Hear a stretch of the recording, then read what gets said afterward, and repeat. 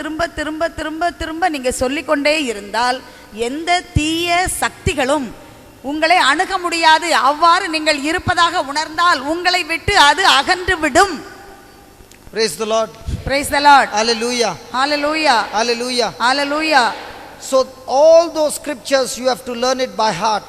இந்த 6வது பக்கத்துல இருந்து 21வது பக்கம் வரைக்கும் இருக்கக்கூடிய இறை வார்த்தைகளை நீங்க வீட்டில் தினமும் வாசித்து அதை மனப்பாடம் செய்யுங்கள். எதுக்குன்னு சொன்னா ஒவ்வொரு தடவையும் இதை திறக்க வேண்டாம், உங்க மனசுக்குள்ளேயே இந்த ஜெபம் இருக்கும். நீங்க அப்ப சொல்லிட்டே இருக்கலாம்.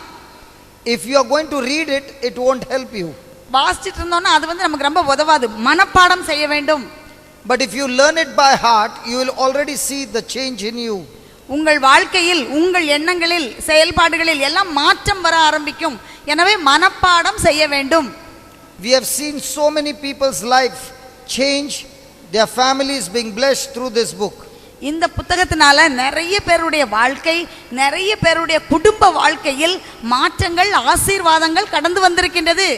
Every line in that book is a scripture from the Bible. இந்த புத்தகத்தில் இருக்கிற ஒவ்வொரு வரியும் பைபிளில் உள்ள இறை வார்த்தைகள். As you go through the book, there is a prayer, how to pray for your children, how to pray for those who do not come to church, how to pray for those who do not believe in Jesus.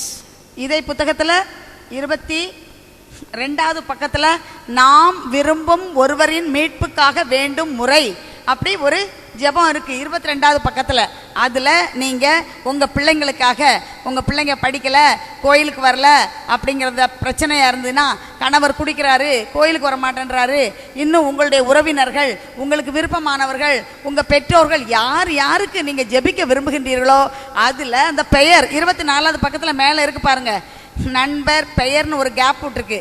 அந்த இடத்துல நீங்கள் அது அவங்க பெயரை எல்லாம் நீங்கள் எழுதி வச்சுக்கணும். சரியா? யார் யாருக்கு ஜெபிக்க விரும்புகின்றீர்களோ எவ்வளவு பேரோ அந்த பெயர்களை நீங்கள் சேர்த்து கொண்டு நீங்கள் இந்த ஜெபத்தை சொல்லும்போது அவர்களுடைய பெயர்களையும் சொல்லி நீங்கள் ஜெபிக்க வேண்டும். தொடர்ந்து நீங்கள் ஜெபித்து கொண்டே இருந்தால் நீங்க பார்ப்பீங்க பயங்கரமான மாற்றங்களை.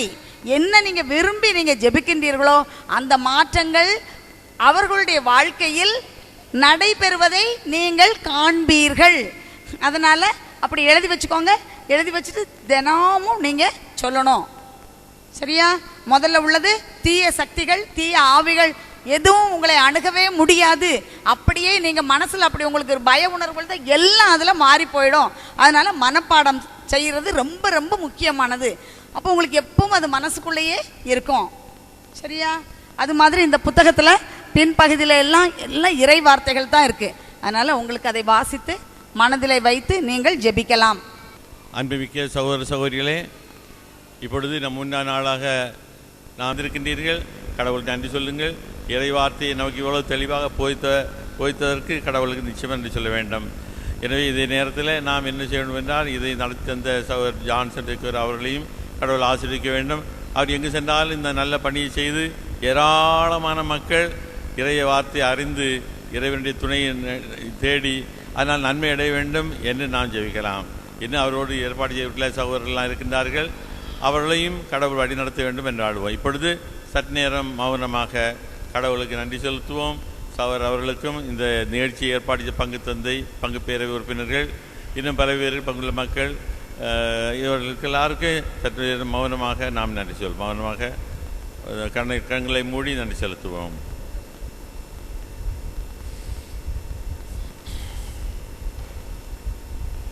எங்கள் அன்பு தந்தையே இறைவா, இந்த 3 நாட்களிலும் இறை வார்த்தையின் வழியாக நீர் எங்களோடு இருந்து எங்களுக்கு வாழ்வளித்துள்ளீர்.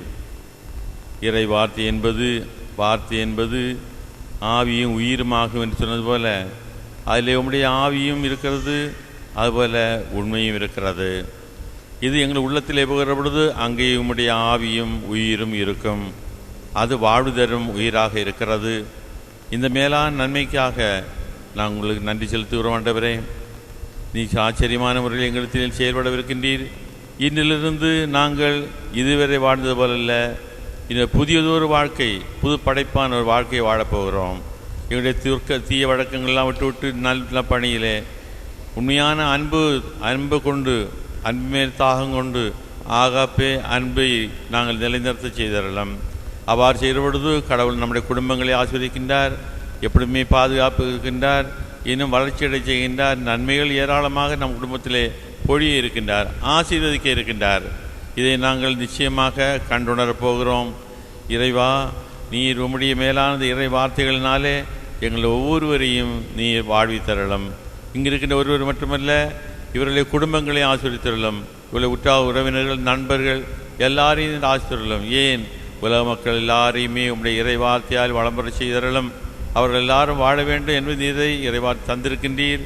இதை நாங்கள் முக்கியமாக கருதி காரியமாக எடுத்து அதை நாங்கள் படித்து அதை பயன்படுத்த இருக்கின்றோம்.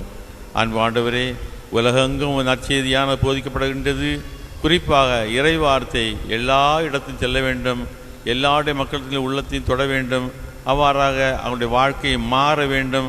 முந்தி இருந்தது போலல்ல, இது வித்தியாசமான வாழ்க்கையை வாழ வேண்டும் என்ற அந்த உண்மையை இந்த இறை வார்த்தையின் வழியாக எங்களுக்கு கொண்டு வந்துள்ளீர். இதற்காக என்றும் நன்றி ஆண்டவரே, நன்றி. அன்பு ஆண்டவரே, நீர் எங்களோடு என்று இருக்கின்றீர். எங்களுடைய உலகம் முடிவரை நான் உங்களோடு என்று இருக்கிறேன் சொன்ன வார்த்தை முற்றிலும் நிறைவேறுகிறது. எனவே கடவுளுக்கு வந்த வகையிலே நாம் நிச்சயமாக வாழ்க்கையை மாற்றிக்கொள்ள வேண்டும்.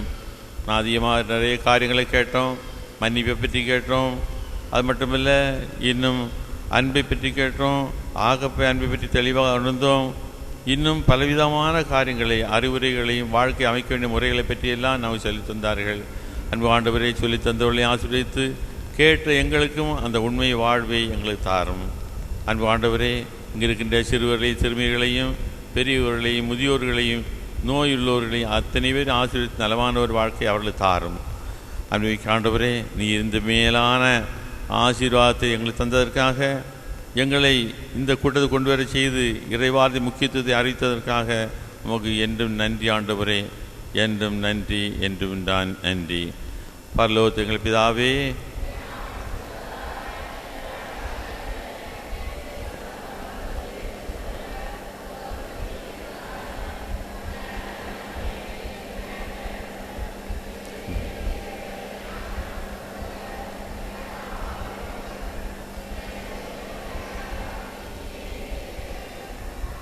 அருள் நிறைந்த மரியே வாழுக,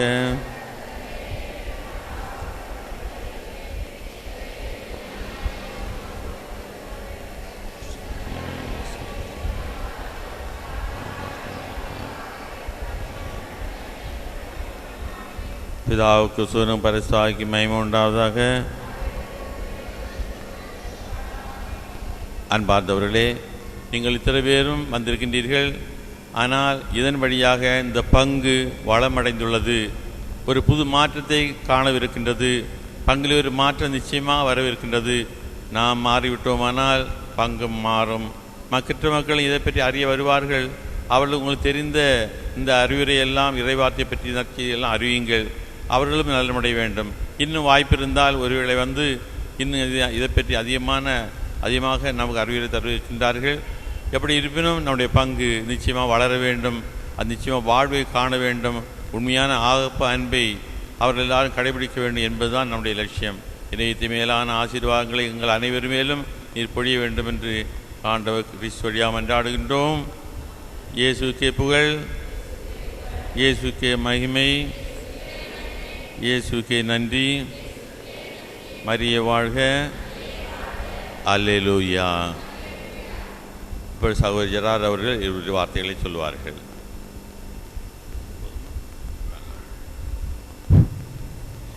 பிரைஸ் தி லார்ட். இதுவரை இந்த கன்னியாகுமரி பங்கு மக்கள் பெற்றிராத ஒரு புதிய அனுபவ முறை இன்று இந்த 3 நாட்களும் நாம் பெற்றுக்கொண்ட முறையானது, இந்த வழிபாடானது இதுவரை இந்த மக்கள் அறிந்திராத ஒரு புதிய இறைவார்த்தையை பயன்படுத்த கற்றுக்கொண்ட புதிய முறையை நமக்கு பெற வழி செய்த எல்லாம் வல்ல இறைவனுக்கு நமது புனித அலங்கார உபகார அன்னை வழியாக நமது நன்றியை செலுத்துகின்றோம். மேலும் இப்படிப்பட்ட ஒரு இறை அனுபவத்தை நாம் பெற நமக்கு வாய்ப்பு ஏற்படுத்தி கொடுத்த நமது முதிய தந்தை அருள்பணி கபிரியேல் அவர்களுக்கு நம் ஊர் பங்கு பணியாளர் அருள்பணி லியோன் ஹென்சன் அவர்கள் சார்பிலும், பங்கு பேரவையினர், பக்த சபையினர், வழிபாட்டு குழுவினர், அன்பியங்கள் மற்றும் பொதுமக்கள் அனைவர் சார்பிலும் நன்றியை தெரிவித்துக் கொள்கின்றோம். மேலும் இந்த புதிய வழிமுறையை நமக்கு கற்றுத்தந்த சகோதரர் ஜான்சன் செக்யூரா அவர்கள் மிகவும் தெளிவான முறையில், அவர்கள் ஆங்கிலத்தில் சொன்னாலும் நாம் மிக நல்ல முறையில் புரிந்து கொள்ள முடிந்தது. ஆகவே அவர்களுக்கும் அவர்களுடைய வார்த்தைகளை தெளிவாக நமக்கு தெளிவுபடுத்திய சகோதரி ராஜம் அவர்களுக்கும் நாம் மிகுந்த நன்றி சொல்ல கடமைப்பட்டிருக்கின்றோம். ஆகவே பங்கு தந்தை சார்பாகவும், பங்கு பேரவை சார்பாகவும், பக்த சபைகள் சார்பாகவும், அன்பியங்கள் சார்பாகவும், ஊர் பொதுமக்கள் அனைவர் சார்பாகவும் நமது நன்றியை தெரிவித்துக் கொள்கின்றோம். மேலும் மிகவும் நல்ல முறையில் நம்மோடு தொடர்பு கொண்டு சிறப்பாக இந்த நிகழ்வு நடைபெற நமக்கு ஏற்பாடு செய்த டாக்டர் ஜான் அவர்களது மனைவி மற்றும் அவர்களும் டாக்டர் தான், மற்றும் அவர்களோடு வந்திருக்க அவர்கள் குழு சகோதரர் பிரிட்டோ மற்றும் ஏனைய மக்கள் பலரும், நமக்கு தெரிந்தவர்களும் தெரியாதவர்களும் அநேகர் இங்கு வந்து இந்த நிகழ்வு சிறப்பாக நடைபெற நமக்காக ஏற்பாடு செய்து நம்மோடு 3 நாட்களும் இருந்து ஜெபித்து நம்மை வாழ வைத்திருக்கின்றார்கள். இறைவன் நம்மை வாழ வைப்பதற்கு, நாம் பிறரை வாழ வைப்பதற்கு என்ன முறை செய்ய வேண்டும், எப்படி நடைபெற வேண்டும் என்ற விளக்கங்களை நமக்கு தெளிவாக எடுத்து கூறியிருக்கின்றார்கள். ஆகவே தயவு செய்து, நான் பல தடவை உங்களிடம் சொல்லியும் இருப்பேன், அவர்கள் தந்த இந்த வார்த்தையைத்தான் அநேகருக்கு நானும் தந்திருக்கின்றேன். ஆகவே இதை பயன்படுத்தி நம் வாழ்நாளில் இன்னும் பிற சக்தியை தேடி ஓடாமல் நம்மிடமே இறைவனது சக்தி இருக்கின்றது என்பதை உணர்ந்து அவரது வார்த்தைகளை பயன்படுத்தி நாம் வாழ்வில் வளம் பெற வேண்டும் என்று உங்களை கேட்டு வாழ்த்தி விடைபெறுகிறேன். நன்றி, வணக்கம்.